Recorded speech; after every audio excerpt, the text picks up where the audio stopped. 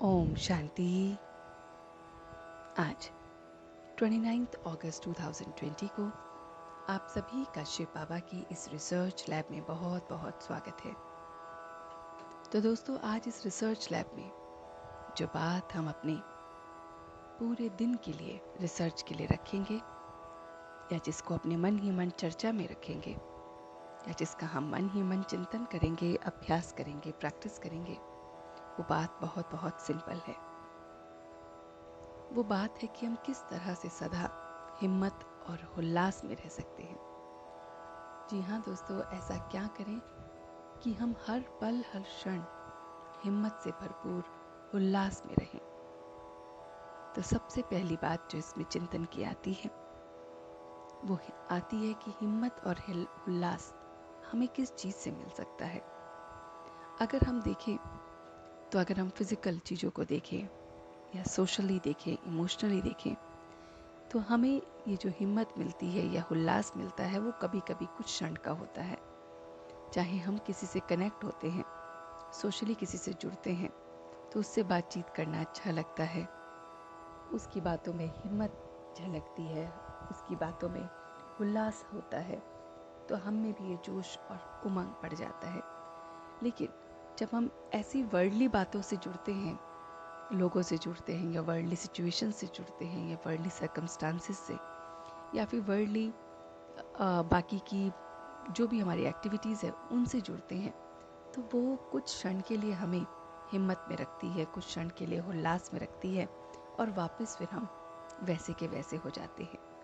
मगर आज जिस रिसर्च पे हम बात करने वाले हैं उसमें हमें जो हिम्मत और उल्लास हमेशा हमेशा के लिए देने वाला है वो है ऑलमाइटी। उस ऑलमाइटी, उस शिव बाबा को, उस बाप को याद करना है। मगर उसके साथ साथ क्या याद करना है जो हमें हमेशा उल्लास में रखेगा, हिम्मत से भरपूर रखेगा, अटल रखेगा। तो उसमें ये जो बात याद रखनी है वो है उस बाप को और उसकी प्राप्तियों को याद करना। जी हाँ दोस्तों, हमें अपनी प्राप्तियों को याद करने की एक लिस्ट तैयार कर लेनी चाहिए।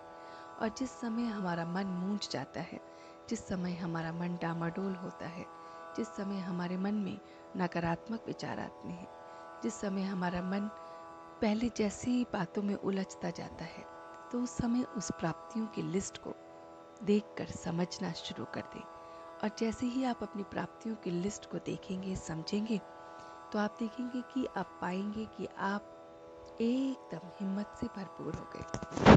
जैसे कि दोस्तों, अगर हम अपनी प्राप्तियों के लिस्ट को देखें कि अगर हम सवेरे उठ रहे हैं तो सवेरे उठने से हमें क्या लाभ हो रहा है, ये भी क्या अचीवमेंट हमें मिल रही है, क्या प्राप्तियां हमें मिल रही हैं, या फिर हम नॉलेज की कोई भी बात कहीं से भी सुनते हैं तो उस बात को पूरे दिन अपने मन में रखने से भी हमें हिम्मत और उल्लास मिलता रहता है।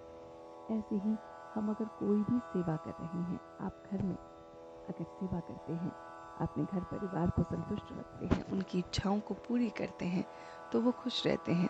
तो ये भी तो प्राप्तियां हैं ना। और प्राप्तियां क्यों हो रही हैं? क्योंकि देने वाला वो है।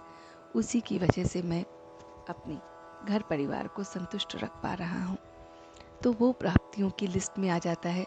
और जब आप इस तरह के कार्य को और देखते हैं तो आपके अंदर वो जो लिस्ट है वो आपको हमेशा भरपूर रखती है।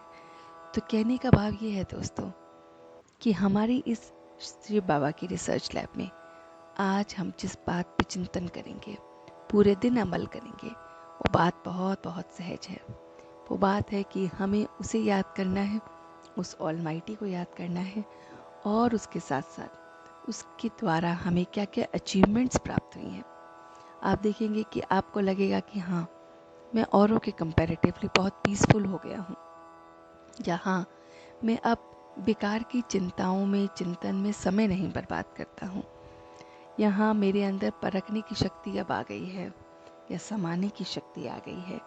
ऐसे ऐसे आप आज लिस्ट बनाइए और देखिए कि उस परमात्मा के द्वारा दिए गए बहुत सारी चीज़ें हमें अनगिनत तरीके से मिल जाती हैं।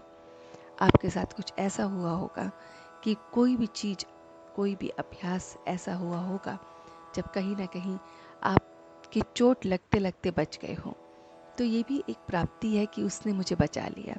ऐसे ही आपका कोई चीज़ खो गया था और आप सोचते थे कि नहीं है, मिलना असंभव है, और वो एकदम मिल गया। या फिर आप जो चीज़ चाह रहे थे, जहाँ पर जॉब करना चाह रहे थे, सर्विस करना चाह रहे थे, जैसा चाह रहे थे वैसे ही होने लगा, तो ये भी आपको प्राप्तियों में आ जाएगा।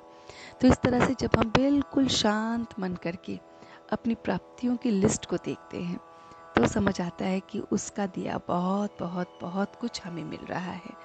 ये जो घर जिसके अंदर हम बैठे हैं, ये भी तो उसकी प्राप्तियां हैं।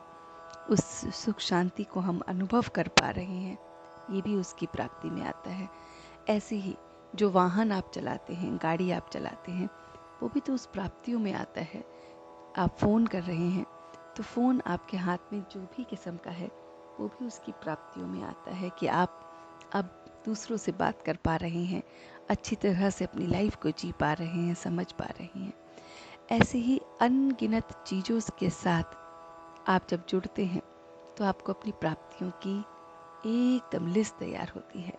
अगर दोस्तों आप अपने मन का कोई भी कार्य कर रहे हैं, आप सवेरे उठकर उसे याद कर रहे हैं, कुछ सेवा कर रहे हैं, कुछ भी पढ़ रहे हैं, कुछ भी धारण कर रहे हैं, और आप कर पा रहे हैं, तो ये भी तो बहुत बहुत बड़ी प्राप्ति है कि बिना किसी दखल अंदाजी के, हिंड्रेंस के, बिना किसी ट्रबल के आप कोई चीज़ कर रहे हैं, वो भी एक प्राप्तियों में आता है।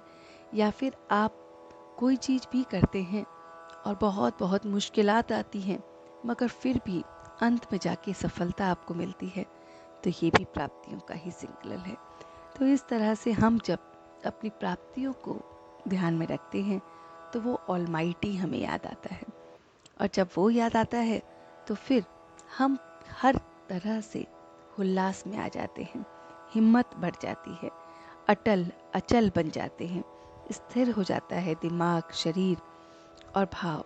तो इसी तरह से हम अपनी ज़िंदगी को हमेशा हमेशा के लिए इस तरह का बनाएं कि उसमें हमेशा हिम्मत और उल्लास बना रहे।